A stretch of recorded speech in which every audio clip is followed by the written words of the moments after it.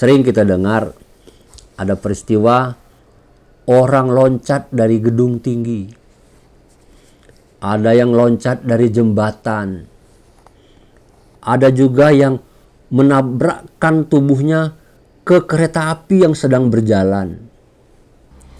Sebelum perbincangan ini kita lanjutkan, jangan lupa subscribe, like, dan share kepada kawan-kawan kita yang lainnya. Assalamualaikum warahmatullahi wabarakatuh. Alhamdulillah. Allahumma salli ala nabiyil hashimi Muhammadin wa ala alihi wasallim taslima. Kawan-kawan yang saya hormati, seperti yang barangkali kita alami bersama atau sering kita lihat di dalam kehidupan sehari-hari, hidup kita ini tidak pernah lepas dari masalah. Istilahnya, kalau tidak mau punya masalah, ya jangan hidup. Maksudnya adalah, mana ada orang yang tidak punya kesulitan hidup? Mana ada orang yang tidak menemukan problem yang pelik di dalam hidupnya? Semua orang mengalaminya. Kalau saja belum pernah mengalaminya, setidak-tidaknya kita pernah melihat, mendengar, atau membaca berita bagaimana orang tidak menemukan jalan keluar terhadap kesulitan hidup yang dihadapinya. Bagaimana orang mengatasi kesulitan hidupnya yang dia rasakan tidak ada jalan keluarnya lagi? Bermacam-macam. Tingkat yang paling tinggi adalah melakukan bunuh diri. Sering kita dengar ada peristiwa orang loncat dari gedung tinggi. Ada yang loncat dari jembatan.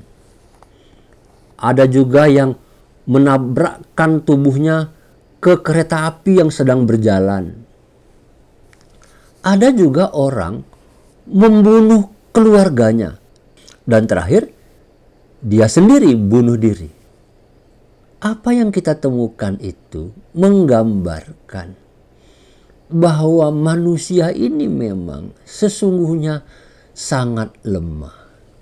Agama mengajarkan kepada kita mengatasi kesulitan seperti tidak ada solusinya itu dengan meminta pertolongan kepada Tuhan, meminta bantuan kepada Allah Subhanahu wa ta'ala.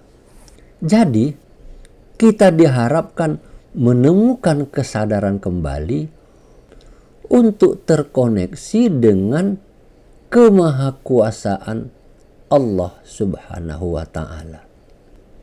Dengan kembali tersambung kepada Allah Subhanahu wa ta'ala, maka kita berharap Allah membantu kita terhadap semua kesulitan-kesulitan yang dihadapi.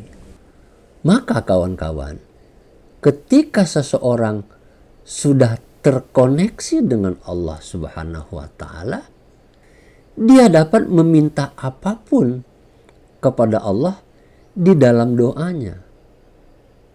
Bahkan cukup dikatakan saja di dalam hati, Allah sudah tahu, Allah sudah paham. Jika kita sudah merasakan koneksitas yang sungguh-sungguh dengan Allah Subhanahu wa ta'ala, tentu saja kita tidak mau buru-buru terputus. Seperti seseorang kalau lagi ngomong pakai HP dengan seseorang yang dia cintai, tidak mau cepat selesai.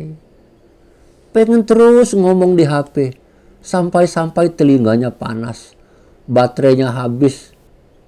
Itu menggambarkan seseorang ketika ketersambungannya dengan Allah sudah terjadi, maka dia dapat mengeluarkan isi hatinya sebanyak-banyaknya. Karena problem hidup itu banyak, maka curhatnya seperti tidak mau berakhir. Dia merasakan betapa nikmatnya berhubungan dengan Allah Subhanahu wa Ta'ala. Itu yang disebut oleh ulama sebagai menikmati manisnya iman. Esensinya adalah kebahagiaan, kemesraan bersama Tuhan.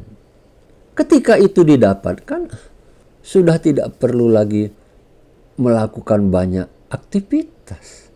Cukup duduk saja di atas sajadah, diam, menundukkan muka, sambil menangis atau sambil menggerak-gerakkan lidah dan bibirnya, mengatakan sesuatu di dalam hati. Ketersambungan hambanya kepada Allah Subhanahu wa Ta'ala. Menjadi pertanyaan besar kita adalah, sudah tersambung? Jangan-jangan seperti handphone yang tidak ada sinyalnya. Handphonenya on, tetapi tidak bisa berkomunikasi dengan orang lain di sebelah sana. Duduk di atas sajadah di dalam masjid, tetapi dia tidak tersambung dengan Allah, sehingga capek, ngantuk, bosan, tidak menikmati manisnya iman. Mudah-mudahan perbincangan seperti ini ada manfaatnya. Wassalamualaikum warahmatullahi wabarakatuh.